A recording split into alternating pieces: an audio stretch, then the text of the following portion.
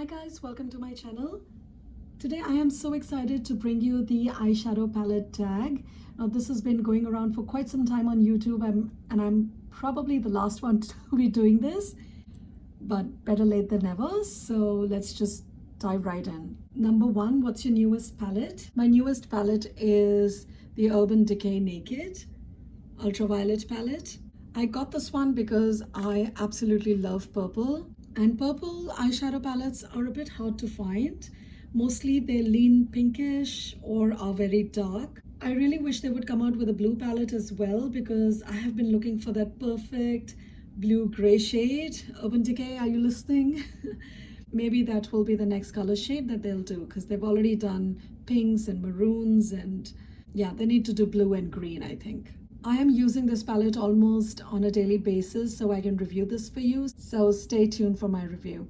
What is your oldest palette? The oldest palette is this one from Maybelline. I bought this long ago and I got into eyeshadow because I like green eyeshadows, especially this mint color over here. As you can see, I've used it quite a bit. And I also like this yellow and it's just so pretty. When I was younger, I used to believe that makeup should be visible, so I always used shades that would pop, especially greens and blues and purples, and I didn't understand the point of no makeup look. But now I do appreciate subtle makeup for work and for most part actually, but I still enjoy colorful eyeshadows, so I still have this one. So what's your most expensive palette?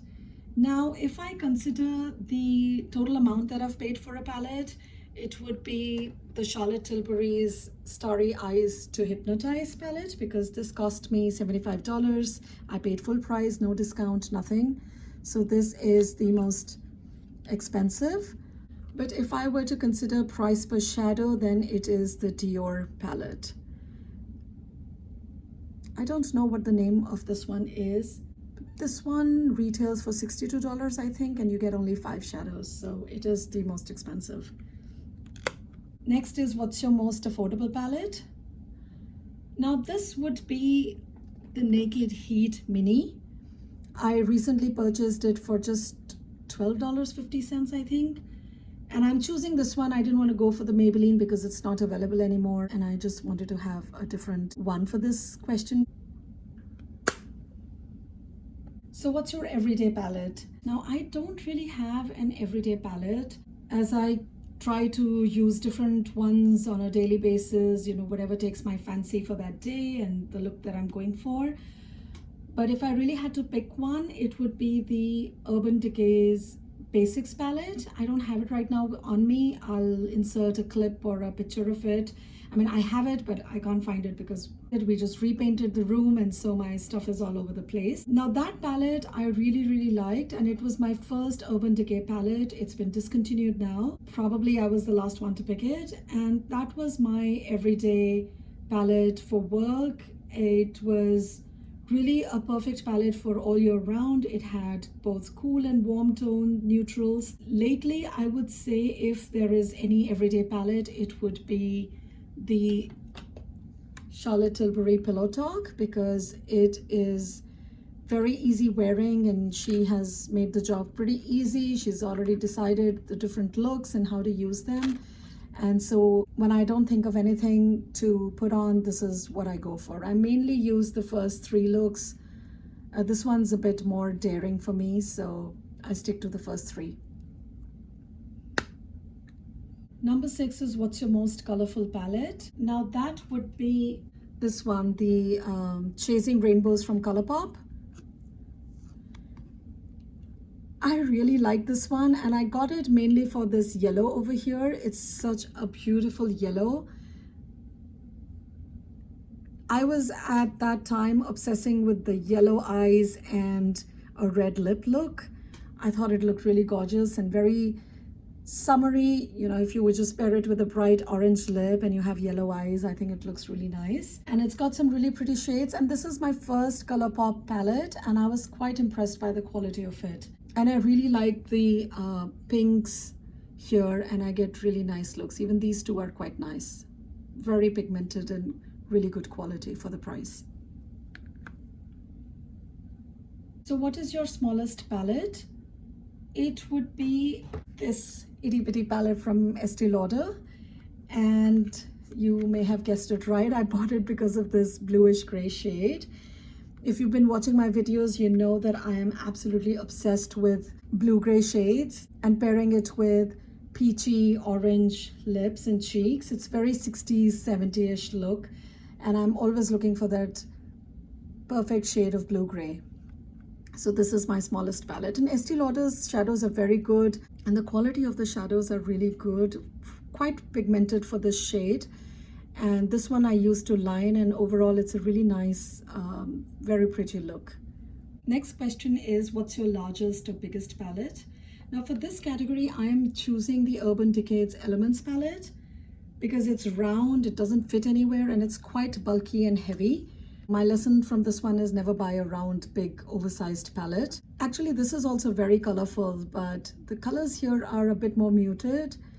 And the ones that are my favorite are these two from up here when I want to go for that beachy, oceany kind of a look. And I also like the greens here.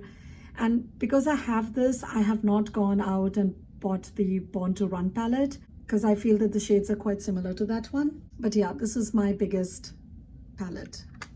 The next category is Best Memory.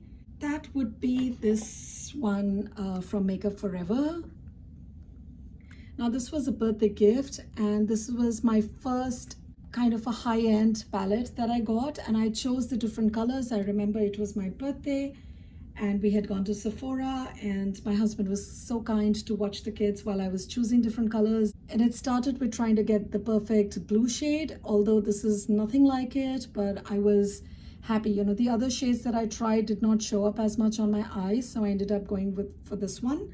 And I also wanted this peachy color for an everyday spring summer look, and I wanted gold, and this is khaki, and it is really nice, and it just brings back those memories. I still remember myself in Sephora, and I took a long time to select these colors, and what I remember is my husband's patience and my kids' patience, and it was just a good time that we were having that day. Number 10 is, which shadow is worth the hype? For that, I would have to go with Natasha Denona's shadows. I could pick either of the palettes. They're both really nice, and I recently added them to my collection. But these shadows are really very creamy, very buttery, very, very pigmented, and the shimmers are really awesome. They don't sting the eye or bother me, and they do last a long time even without primers. So that's what I really like about this one. It helps me skip a step in my routine. Number 11 is the palette that is not worth the hype. I think for that, I would have to go again with Dior, only because, you know, for the amount that I paid for this one, the shadows aren't very pigmented. I mean, I do get a very beautiful look when I use all of these colors, but I have to work really hard to get that look. And they do last on the eyes. The colors don't disappear, and this one is a pretty tough color to work with, and I do understand I do have to work this one a lot. But for the price I paid, I just wish they were more pigmented. Otherwise, it's a beautiful palette. The color story is amazing. It looks really nice, and it's just the pigmentation. I wish it was a lot more intense. Number 12 is favorite palette from favorite brand. Okay, I would have to again go with Charlotte Tilbury's Starry Eyes to Hypnotize. I have been loving Charlotte Tilbury of late. I think her products are really amazing, and especially her eyeshadows. They are so smooth, so creamy. They blend so effortlessly. I mean, I am in no way a makeup expert or a beauty guru. I'm just your average person, probably even below average, who just loves makeup and loves to play around. And she has just made this so much easier for us. You know, this one comes coded, and if you lose this sheet, you can always look at it behind the palette on how you want to dress up, and they work really well together, and you get a variety of looks for this palette. So that's what I like. You get really 4 distinct different looks, And so this is my really favorite palette. And before I got the Charlotte Tilbury one, I had the Anastasia Beverly Hills Norvina as my favorite palette from favorite brand. Now this is a really beautiful palette. I love the pinky purple shades in it, and I love this soul color quite a bit. I love getting that really evening sunset sort of a look from it, and I love the shimmers here. So even if I don't use the matte shades, I grab this one to just get the shimmers to top off looks from other eyeshadows. So I really love this palette, and it's really beautiful, very nice shades. And again, the quality of Anastasia Beverly Hills is really, really nice. So what is your most used palette?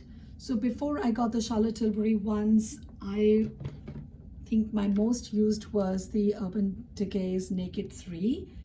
It's a very beautiful, everyday, neutral kind of a palette.